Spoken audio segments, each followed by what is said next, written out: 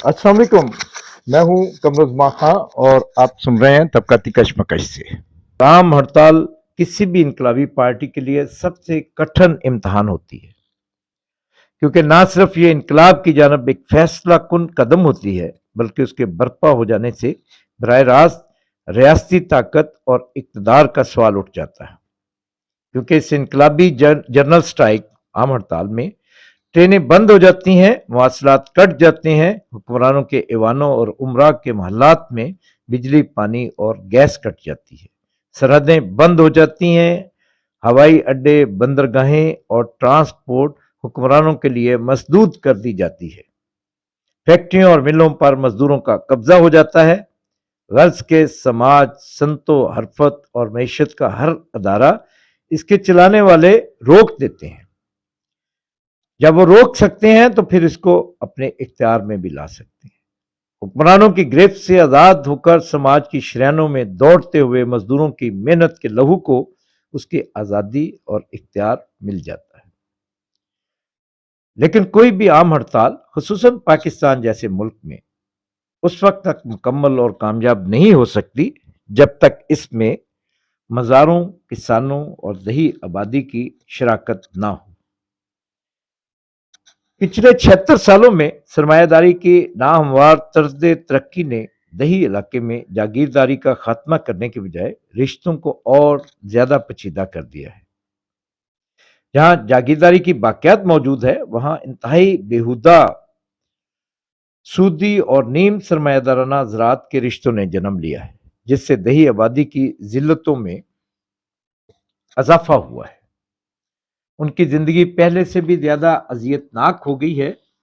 लेकिन जैसा कि 68-69 का तजर्बा हमें सिखाता है कि शहरों में उभरती हुई इनकलाबी तहरीक बर्क रफ्तारी के साथ दही इलाकों में,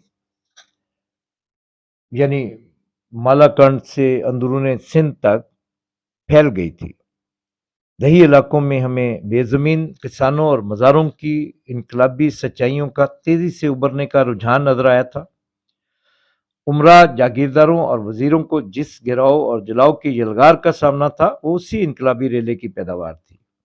दही रिश्तों के इस तरह से मजरू और बिगाड़ पैदा होने के बावजूद अमूमी शऊर शहरी शऊर से वसी तर हिस्सों के बहुत करीब आ गया था।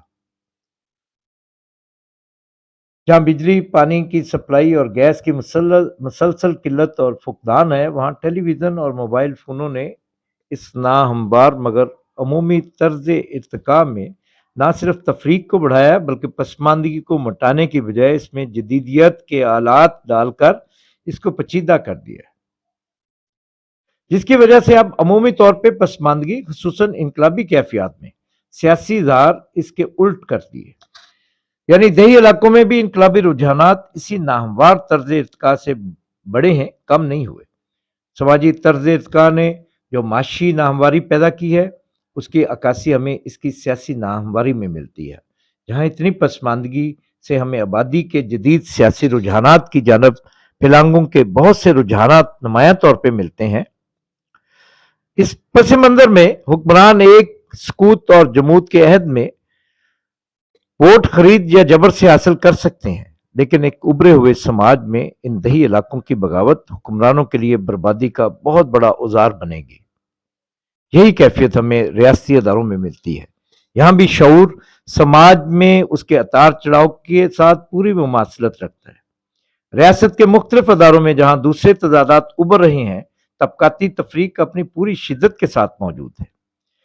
काली दौलत की सराहियत ने इन तबकाती तजादात को मजीद भड़काया है। वक्ती तौर पर मजहबी, कौमी और दूसरे तासबात से इनको दबाने की कोशिश की गई है, लेकिन कब तक? वक्ती तौर पे ये इस मुश्किल और नीम रुजती मारूज में दबी हुई है, लेकिन अंदर से ये एक लावे की तरह सुलग रही है। हुक्मरान तबकात रियासती जबर का इस्तेमाल एक हद तक कर सकते हैं।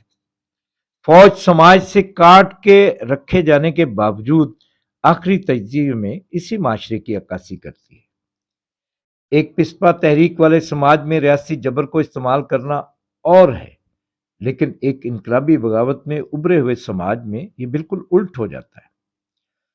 हुक्मरानों के मुफक्कर और ज़राए अबलाग ये शोर मचाते नहीं थकते। کہ سوشلسٹ انقلاب ایک خون ریز عمل ہے۔ یہ بہتان بھی شدت کے ساتھ لگایا جاتا ہے کہ سوشلزم ایک آمریت اور آزادیوں کو سلب کرنے کا نام ہے۔